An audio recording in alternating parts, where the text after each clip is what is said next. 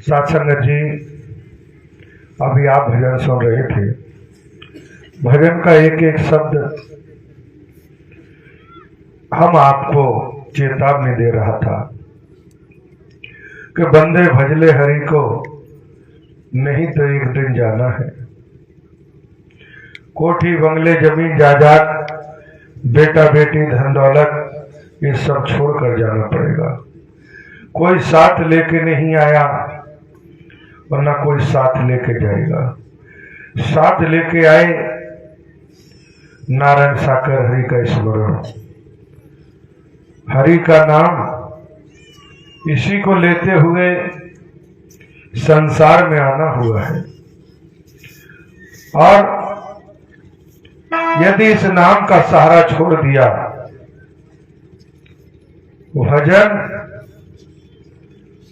वो नहीं जो नफरत में हो, निंदा में हो, वर्गवाद में हो, संप्रदाय में हो,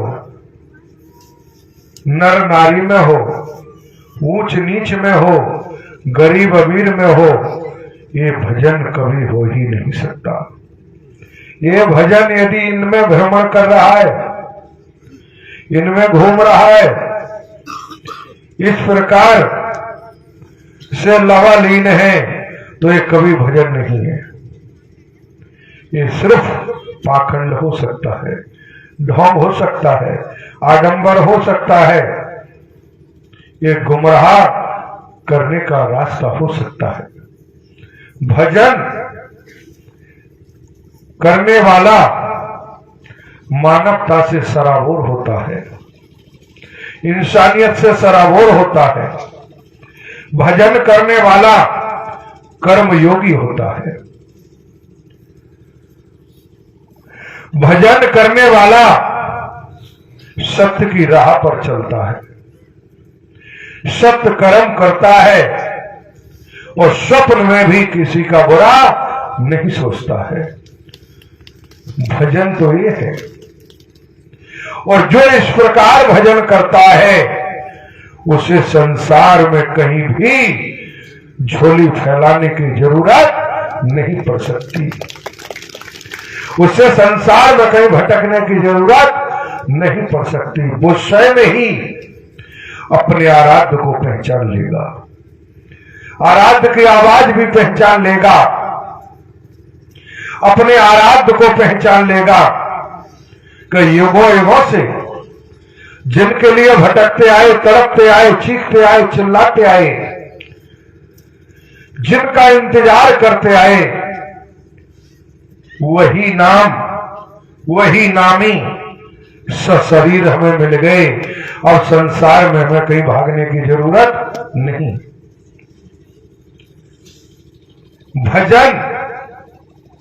भजन चिल्लाते हैं, चिल्लाने से भजन नहीं होता। भजन कर्म में ढालने से होता है, व्यवहार में लाने से होता है। इसलिए जो भजन के बोल थे कि भजले हरि को, नहीं तो एक दिन ये सब छोड़ के जाना पड़ेगा, पछताएगा।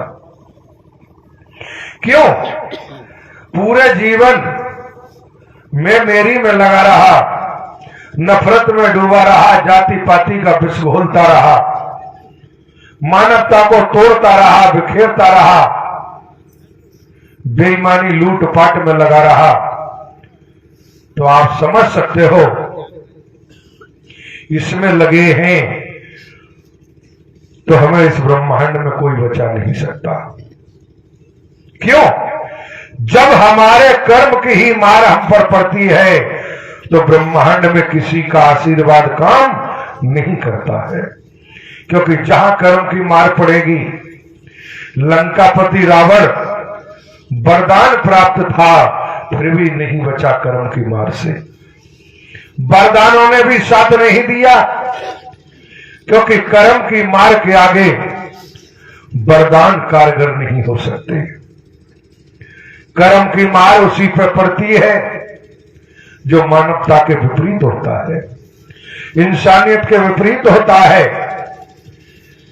बेईमानी, छल कपट से हम धन इकट्ठा कर रहे हैं, बेईमानी से जमीन जायदाद इकट्ठी कर रहे हैं, तो ध्यान रखना जमीन यही होगी, धन दौलत यही होगा, लेकिन आप नर तन में नहीं होंगे, मानव शरीर नहीं होगा। अनंत अनंत कालों तक भटकते रहेंगे, भोगते रहेंगे। सोचे हम कि हम ही सब कुछ हैं, हम ही ताकतवर हैं, तो बहुत बड़ा भ्रम है।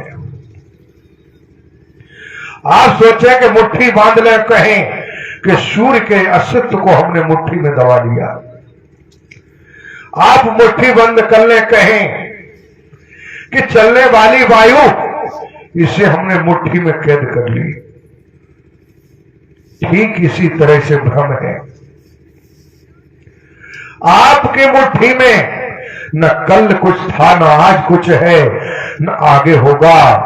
मानव जीवन जीने के लिए आए हैं, संसार में आना हुआ है, तो जो नाम लेके आए हैं नारायण का, नारायण साकर हरि का नाम लेते हुए आए हैं, और इसी नाम को सहारा बना लेंगे, इसी नाम का सहारा लेंगे, तो इस ब्रह्मांड में कभी बेसहारा नहीं हो सकते। जिनके पास हरि का नाम है, चाहे दिन हो चाहे रात हो, नारायण साकर हरि परमात्मा को पुकारने वाला कोई है इस ब्रह्मांड में, और पुकार वही सकेगा जो मन वचन कर्म का पक्का होगा, वही पुकार सकेगा। हर किसी के पुकारने की बस की बात नहीं है, उसी के आवाज निकलेगी। क्यों? मन वचन कर्म से पक्का है, चलने वाला है, उसकी आवाज में बुलंदी होगी, उसी की आवाज में खिंचाव होगा, वो चाहत होगी, वो तड़प होगी, और जब तड़प होगी, चाहत होगी अपने आराध्य के लिए, तो आप ध्यान रखना पुकारने वाला कोई है, चाहे वो कोठी में, झोपड़ी में है, बंगले में है, महल में, खेत में, खलिहान में है, उन्हें सशरीर पहुंचने में देर नहीं लगती है। पुकारने वाला तो हो, संसार में पुकार रहे हैं, धन को लिए पुकार रहे हैं, दौलत के लिए पुकार रहे हैं, बेटा बेटी के लिए पुकार रहे हैं, नफरत निंदा के लिए पुकार रहे हैं। जब इसके लिए पुकार रहे हो तो फिर कोई सुनने वाला नहीं। सत्य की आवाज जाती है, अंतःकरण की आवाज जाती है, जब वो आवाज निकलती है वही नारायण के चरणों में पहुंचती है। जब पहुंचती है तो तुरंत राहत मिलेगी, तुरंत सुकून मिलेगा, तुरंत शांति मिलेगी। क्यों? भीषण गर्मी है, तड़प रहे गर्मी के कारण,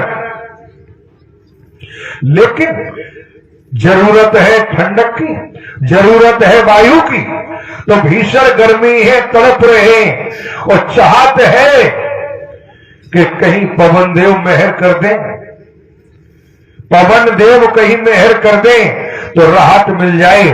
तो जिस तरह गर्मी से बेहाल हैं और तड़प रहे, इसी तरह जब गर्मी से बेहाल होते हैं, तड़पते हैं कि पवन देव मेहर करें, वो तड़प होती है, वो चाहत होती है वायु के लिए, तो तुरंत जब वायु चलती है तो सुकून मिलने लगता है, शांति मिलने लगती, आत्मिक सुख मिल जाता है, और आवाज निकलती, आहा आनंद आ गया।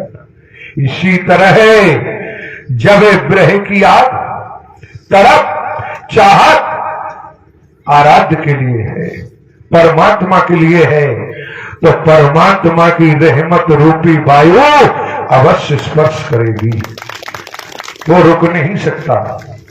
इसलिए आप समझ सकते हो, जहां भजन की बात हुई तो भजन, वचन और कर्म वो सद्मार्ग पर है। किसी की कोठी में कैद नहीं है, किसी से बंगले में कैद नहीं है, धन दौलत में कैद नहीं है, क्योंकि आप जानते हैं भजन हमेशा विशाल था, है और रहेगा। इस संसार में, ब्रह्मांड में कोई भी है, नारायण हरि का वचन मान के कर्म कर रहा है। कदम कदम पर, सांस श्वास पर भजन हो रहा है। वचन कर्म का ही तो खेल है। वचन कर्म से ही मानव जीवन में जो मौका मिला है, वचन कर्म से ही कर्म योगी बन के चल सकते हैं। संसार में ढूंढे, कोई आशीर्वाद देगा, कोई दुआ देगा, कोई वरदान देगा, तो कोई ढूंढने से नहीं मिलेगा। कोई नहीं मिल सकता। जो वरदानी है, जो आशीर्वाद देने वाले हैं, जिनके वचन और सेवा में आशीर्वाद छिपा है, जब वचन मान के कर्म करेंगे, चलेंगे, तो वरदानी तुम्हारा हाथ स्वयं पकड़ लेंगे। कहां जा रहा है? मैं तो यहां बैठा हूं। वो स्वयं पकड़ लेंगे, तुम्हें कहीं भागने की जरूरत नहीं पड़ेगी। इसलिए नारायण हरि का वचन और सेवा का अवसर साकर हरि की संपूर्ण ब्रह्मांड में सदा सदा के लिए जय जयकार हो।